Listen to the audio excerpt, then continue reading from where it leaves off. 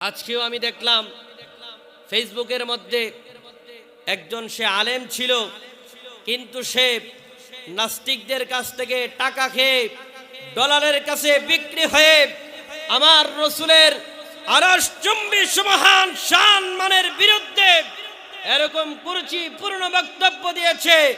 সে এই মেরাজুন নবীর মাসে সে বলতেছে যে আল্লাহর রসুলের শানে এরকম কুরুচিপূর্ণ কথা বলেছে যেটা আমি আমার জবান দিয়ে উচ্চারণ করতে পারবো না।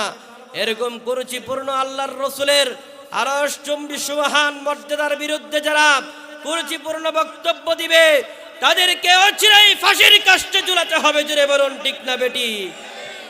আমরা আরেকটা আইন বাংলার সংসদে চাই, যে আইনের মধ্যে এরকম একটা আইন হবে, যারা আমার রসুলকে কটূক্তি করে কথা বলবে, যারা ওলি আল্লাহর শানে বিরোধিতা করবে, আমার নবীর শানে কুরুচিপূর্ণ বক্তব্য দিবে, তাদেরকেও ফাঁসির কাস্টে ঝুলাতে হবে। জুড়ে বলুন ঠিক না বেটি?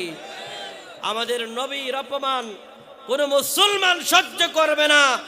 শরীরের মধ্যে এক ফোঁটা তাজা রক্ত থাকতে আমার নবীর শানে কুরুচিপূর্ণ বক্তব্য দিবে, মুসলমানের শরীরে এক ফোঁটা রক্ত থাকতে তা বরদাস্ত করা হবে না। জুড়ে বলুন ঠিক না বেটি? প্রয়োজনে আমরা জীবন দিব, প্রয়োজনে লড়াই করব, প্রয়োজনে জিহাদের ময়দানে ঝাঁপিয়ে পড়ব, কিন্তু আমার নবীর শানে কেউ বিরোধিতা করলে, কুরুচিপূর্ণ বক্তব্য দিলে তাদের জিহ্বা আমরা টেনে ছেড়ে ফেলবো। জুড়ে বলুন ঠিক না বেটি? রসুলের জন্য জীবন দিতে প্রস্তুত আছি না নাই? আরো জোরে বলুন আছি না নাই? প্রয়োজনে নবীর জন্য জীবন দিব, প্রয়োজনে সম্পদ দিব, প্রয়োজনে জান বিলিয়ে দিব, কিন্তু ঈমান বিক্রি করব না। জোরে বলুন ঠিক না বেটি? কারণ আশিক রসুল সুন্নি মনা মুসলমান যারা, তারা ডলারের কাছে কখনো বিক্রি হতে পারে? কারণ আল্লামা নুরুল ইসলাম ফারুকের মতো আমাকে মারবা, আমি নুরুল ইসলাম ফারুকের মতো শহীদ হয়ে যাব, তুমি আমাকে মেরে ফেলতে পারো, আমার ধন সম্পদ কেড়ে নিতে পারো, আমার ছেলে মেয়ে স্ত্রী পুত্র সব রসুলের মহব্বতে ছাড়তে পারি, কিন্তু আমার নবীকে আমি ছাড়তে পারি না। জুড়ে বলুন ঠিক না বেটি? আমার নবীর মহব্বত আমার কাছে ধন সম্পদ স্ত্রী পুত্র ছেলে মেয়ে বউ বাচ্চা এমনকি আমার জীবনের চাইতে আরো বেশি। জুড়ে বলুন ঠিক না বেটি? আল্লাহর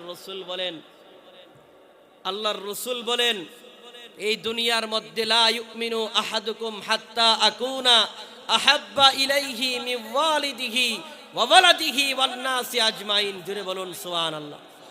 নবীজি বলেন তোমরা ততক্ষণ পর্যন্ত মুমিন হতে পারবে না যতক্ষণ পর্যন্ত তোমরা তোমাদের স্ত্রী পুত্র ছেলে মেয়ে পরিবার পরিজন যারা আছে এমনকি তোমার নিজের জানের চাইতে বেশি আমি নবীকে মহব্বত না করবা, ততক্ষণ পর্যন্ত পূর্ণ মুমিন হতে পারবে না। জুড়ে বলুন সুবহানাল্লাহ।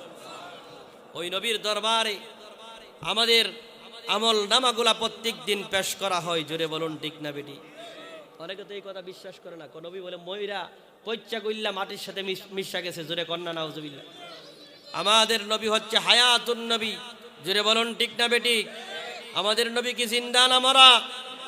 আমাদের নবী কি জিন্দা না মরা? যারা বলে আমার নবী মরে গেছে বলতে আমরা এই কথা বিশ্বাস করি যে আল্লাহর রসুলের কিছু মুহূর্তের জন্য আল্লাহর রসুলের উফাত হয়েছে, কিন্তু আল্লাহর রসুল সাল্লাল্লাহু আলাইহি ওয়াসাল্লাম যখন তিনিকে রওজা মুবারকে রাখা হলো, সঙ্গে সঙ্গে আল্লাহ তাআলা তার রূহ মুবারক আবার ফিরিয়ে দিয়েছে। জুড়ে বলুন সুবহানাল্লাহ। শুধু আমাদের নবী নয়, সমস্ত নবীরা তাদের রওজা মুবারকে সশরীরে জিন্দা অবস্থায় আছে। এটাই হচ্ছে আহলে সুন্নাত ওয়াল জামাতের আকীদা। জুড়ে বলুন ঠিক না বেটি? আল আম্বিয়া ও আহিয়াউন ফি কুবুরিহিম ইউসাল্লুন।